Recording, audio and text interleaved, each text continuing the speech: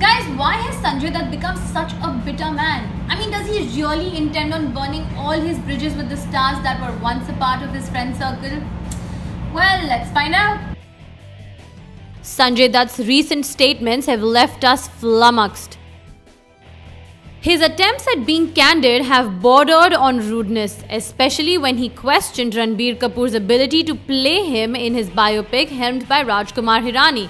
And that's when Sanjay revealed that he has been ignoring Ranbir.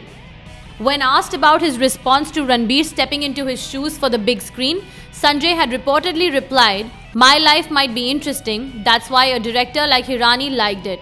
Ranbir is playing me, but his condition is quite bad. He calls me every day, he wants to spend days and weeks with me, but I can't spend more than half an hour with anybody. I have been trying to avoid him. It is a difficult role for him to play." And after this snide comment, Sanjay Dutt is back to bashing his Bollywood colleagues in front of the media again. And this time he targeted his former buddy Salman Khan. The incident in question happened when Sanjay was at an event in Delhi playing the word association game on stage. When asked to pick a word to describe Salman in the rapid fire round, Sanjay replied with a smile and said arrogant.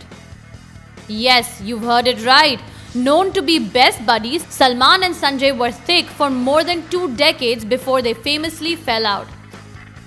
They met and bonded on the sets of the 1991 hit Sajan and remained the best of friends until a misunderstanding over their manager Reshma Shetty snowballed into a major misunderstanding.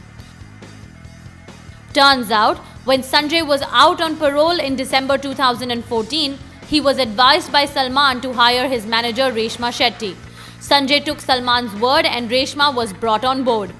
However, even after many months of waiting, the actor did not land a single project. Finally, when Sanjay fired Reshma, buzz was that it rubbed Salman the wrong way and thus began the end of a long friendship. That was not all.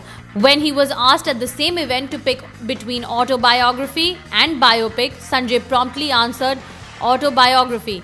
Is Sanjay having second thoughts about permitting Hirani to put his life on celluloid? With this, we have to ask, why has Sanjay turned bitter?